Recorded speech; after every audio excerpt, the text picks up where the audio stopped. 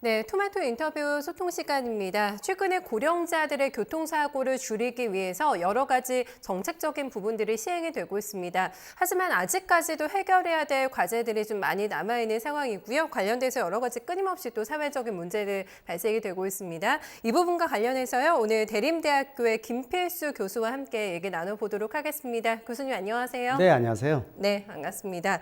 이 고령자 면허 반납 활성화가 지금 추진이 되고 있는데 이런 제도가 좀 시행이 된 배경은 어디에 있을까요? 상당히 고민되는 부분입니다. 미국, 일본 다 선진국에서도 이미 고령 사회로 접어들면서 고령자인 경우에는 기기 조작이나 판단 능력이 떨어질 수밖에 없어요. 특히 자동차는 다른 사람의 생명을 담보로 한다는 측면에서 이 고령자 운전으로 인한 사고가 급증하고 있는 게 선진국이거든요.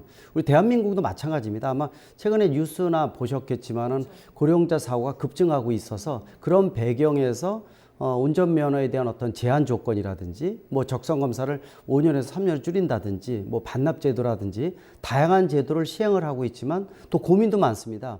운전면허 반납과 반대되는 용어가 고령자 일자리거든요. 일자리 중에서 이 운전에 대한 부분들이 상당히 큰 일자리 창출되는 부분들인데 이걸 규제를 하게 되면 고민이 많기 때문에 강제로 하기도 어렵고 이런 상황이 지금이라고 볼 수가 있습니다. 딜레마입니다. 진짜 그렇죠. 아마 택시 저도 타보면은 좀 나이가 많이 드신 운전자분들도 계신 것 같은데 그분들은 또 생기기 때문에 이거를 저희가 강제 조치를 할 수도 없는 거고 정부도 고민이 많을 것 같은데 일단 고령자 운전면허 반납했을 때 여러 가지 우대 제도가 시행이 되고 있고 좀 효과가 있는 걸로 알고 있거든요. 교수님 어떻습니까? 상당히 있습니다. 지금 작년에 부산의 일구 구에서 먼저 시작을 했거든요. 그래서 시범적으로 시도를 했는데 며칠 만에 예산이 다 끝났습니다. 예를 들어서 교통카드 10만 원을 제공을 해주거든요. 반납을 하게 되면은. 근데 뭐 일회성이지만은 반납이 상당히 활성화돼 가지고 작년에 이 5천 명이 반납을 하면서 완전히 그 예산이 소모가 끝났어요. 그러다 보니까 이걸 보고 다른 지자체에서 이제 벤치마킹을 한 거죠. 서울시에서도 일부 구에서 진행을 해서 지금 본격적으로 진행을 하고 있는데 지난달 15일에 시작을 했는데 2주 만에 3천 명이 벌써 반납을 했고요. 또 진주시 같은 경우에는 대중교통을 이용하게 되면 운전면허 반납을 하면은 대중교통을 5년 동안 면제해 주는. 다 공짜예요, 5년 동안? 예, 그렇죠. 대중교통을. 그래서 지자체마다 나름대로의 인센티브 제도를 만들어내고 있는데 이거는 이제 자진 반납을 해줘야 되는 이런 부분이거든요. 또 기준도 강화를 하고 있습니다. 보통 적성검사가 5년인데 3년으로 줄여서 기간을 단축시키고요.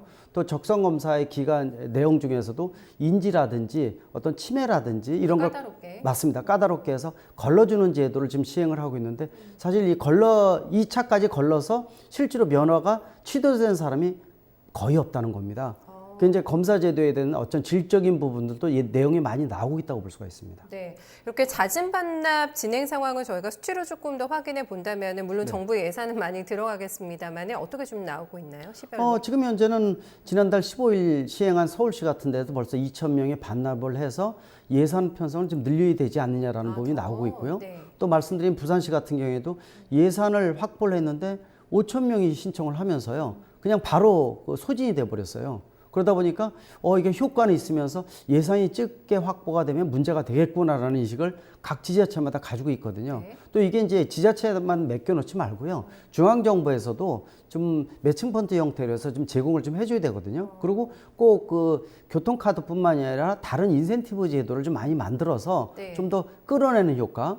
특히 이제 고령자 본인은 옛날에 생각을 해서 내가 아직도 운전을 할 때 자신 있게 할 수 있어 이런 생각을 많이 갖고 있거든요. 그래서 본인의 어떤 인지 능력을 좀 검사를 한다든지 또는 가족이나 옆에서 보면 금방 알 수가 있습니다. 설득을 해서 반납을 한다든지 특히 이제 예전에 65세 고령 기준이 65세인데요. 지금 65세는 청년입니다.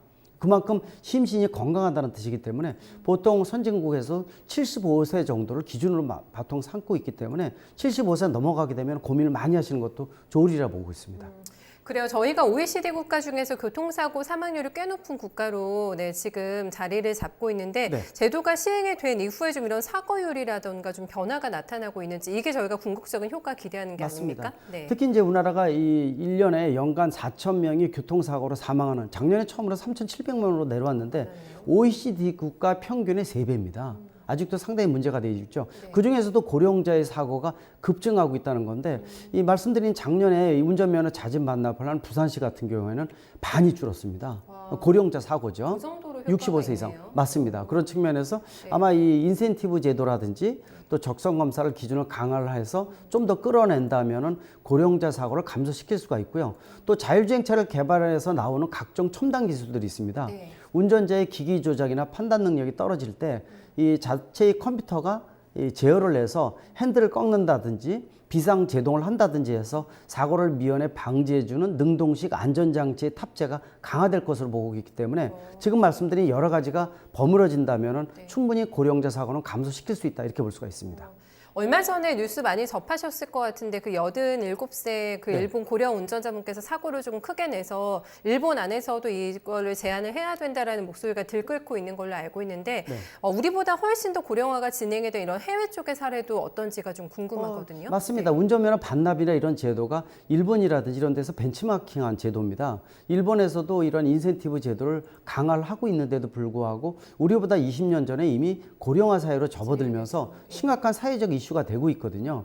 뭐 아마 몇 달 지났지만은 그 엘리자베스 여왕의 부군 필립 공도 98세인데 98이거든요. 네. 그래서 사고가 여러 번 생겼었어요. 근데 국민적 질책이 심하다 보니까 결국은 자진 반납을 한 사례인데 거의 100세에 가깝거든요. 상당히 좀 어렵지 않냐라는 측면에서 좀 더 정부가 관심을 많이 가져야 되고요. 또 자기의 어떤 예전에 생각하지 마시고 인지 능력이나 이런 것들도 한번 고민을 하셔서 반납을 활성화한다든지 네. 인센티브 제도가 상당히 중요하지 않나 이렇게 보고 있습니다. 그렇죠.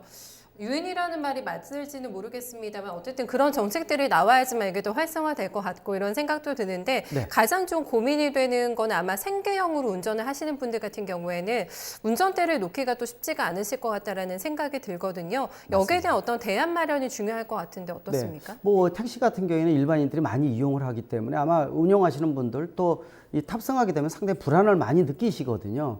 이런 것들을 고려를 해서 좀 더 기준을 강화해야 됩니다. 사업용 차량을 운전하시는 경우에는 뭐 1년마다 강화를 한다든지 이 버스 운전 같은 경우는 이미 강화를 했거든요. 네. 그리고 평균 연세가 택시도 60세 넘어가는 분들이 굉장히 많아지고 있기 때문에 그런 측면에서 정부가 좀 더 기준에 대한 강화 또 인센티브에 대한 것들 또 예를 들어서 운전뿐만이 아니라 고령자의 일자리에 대한 것들을 운전 이외의 다른 이 일자리로 창출할 수 있는 전환 교육이라든지 이런 노력들이 좀 필요하지 않나라는 측면에서 정부와 지자체의 어떤 체계적인 시스템이 좀 필요하지 않나 분명히 강조할 수가 있습니다. 네, 실질적으로는 결국에는 예산과 일자리 정책 이렇게 좀 귀결이 되는 것 같네요. 맞습니다. 네, 교수님 말씀 잘 들었습니다. 네. 네, 오늘 토마토 인터뷰 소통에서는 대림대학교의 김필수 교수와 얘기 나눠봤습니다.